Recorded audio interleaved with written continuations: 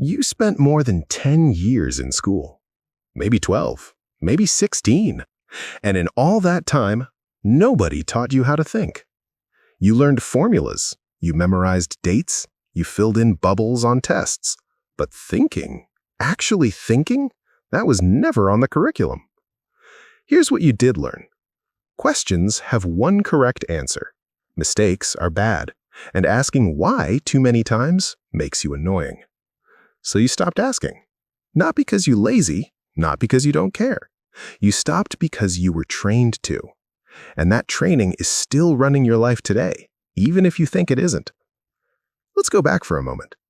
Picture a classroom, any classroom.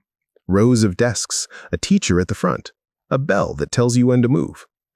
Everyone sits down at the same time, everyone opens the same book, everyone learns the same thing at the same speed in the same way.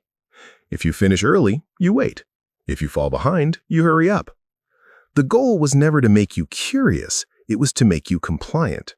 Raise your hand before you speak, stay in your seat, follow instructions, don't question the textbook, don't challenge the teacher. Repeat what you're told, get it right, move forward. This wasn't education, this was processing. And it worked exactly as designed. You weren't taught to explore ideas, you were taught to arrive at the predetermined conclusion, the one the system already decided was correct. Creativity? That got trimmed off. Curiosity? That slowed things down. And here's the thing, nobody did this to hurt you. The system wasn't evil, it was just efficient. It needed predictable results, it needed order, and order doesn't like questions. So you learned the rules. You played the game, and you got really good at giving the right answers. But you never learned to ask if the answers were actually true. Somewhere along the way, 3 questions disappeared. Not officially, nobody announced it, but slowly, quietly, they stopped being part of how you thought. The first question was, why? Why does this work? Why should I believe this? Why is this the rule? When you were young, you asked why all the time. It drove adults crazy, but it's how you learned. Then, school taught you that why wastes time. The test doesn't care why.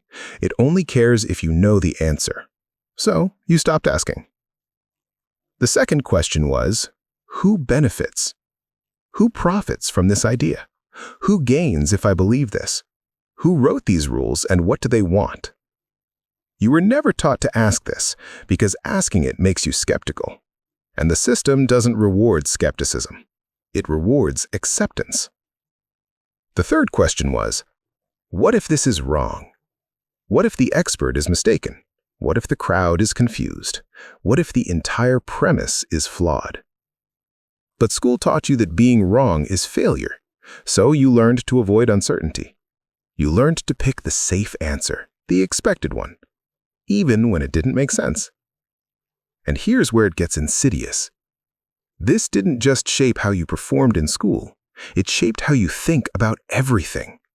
You don't question your job, even when it drains you, because authority knows best. You don't challenge advice from experts, even when it contradicts your experience, because who are you to argue? You don't explore alternative perspectives, even when the mainstream narrative feels incomplete, because being wrong is dangerous. At some point, you stopped asking questions, not because you had all the answers, but because questions felt dangerous. So what happened? You didn't fail. You weren't weak. You weren't stupid. You were shaped by a system that valued obedience over inquiry. And that system didn't want thinkers. It wanted predictable people. Think about it. Systems need stability. Governments, corporations, institutions, they all depend on a certain level of compliance. Not blind obedience, just enough agreement to keep things running smoothly. And thinking, real thinking, creates friction. It asks uncomfortable questions. It challenges assumptions. It introduces doubt. Doubt slows things down. So the system didn't kill your ability to think. It just made thinking feel unnecessary. Why question things when the answers are already provided? Why explore when the path is already drawn? But here's what they didn't tell you. Critical thinking isn't about rebellion. It's not about rejecting everything or trusting no one. It's about asking who wrote the rules and why. It's about recognizing that every idea, every system, every piece of advice, it all came from somewhere, from someone, with motives. And once you see that, you can't unsee it. You start noticing patterns. You start questioning narratives. You start thinking for yourself. Not because you're smarter than everyone else, but because you're willing to ask what everyone else assumes. So how do you start? You don't need a philosophy degree. You don't need to read 100 books. You just need to rebuild the habit of asking questions. Start with 3. First question, who benefits? Before you accept an idea, ask, who gains if I believe this? Let's say someone tells you that you need to work harder to be successful. Fair advice, right? Maybe, but who benefits if you believe that? Your employer benefits, the productivity industry benefits, the people selling courses on hustle culture benefit.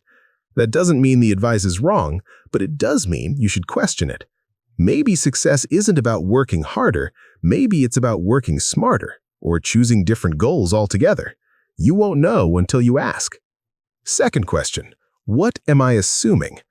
Most of your beliefs are built on assumptions you never examined. Let's say you believe you need a stable job to be secure. Reasonable belief, but what are you assuming?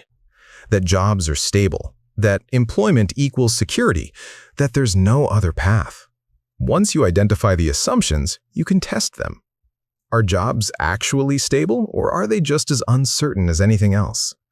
Is security something your job gives you, or something you build yourself?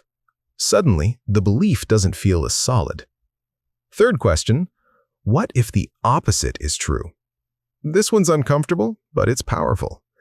Take any belief you hold strongly, then ask, what if I'm completely wrong? Not to abandon the belief, just to test it. If you believe money is the root of all problems, ask, what if money is neutral and it's just how people use it? If you believe you're not good at something, ask, what if you just haven't practiced it the right way yet? This doesn't mean the opposite is true, it just means you're willing to look at your beliefs from another angle. And that's the entire point. You don't need permission to think. You never did. You're not behind. You weren't left out of some secret club. You were just trained for a different game, one that rewarded compliance over curiosity. But that game is optional. And the moment you start questioning, really questioning, you're no longer playing it. You're thinking like yourself, not like everyone else.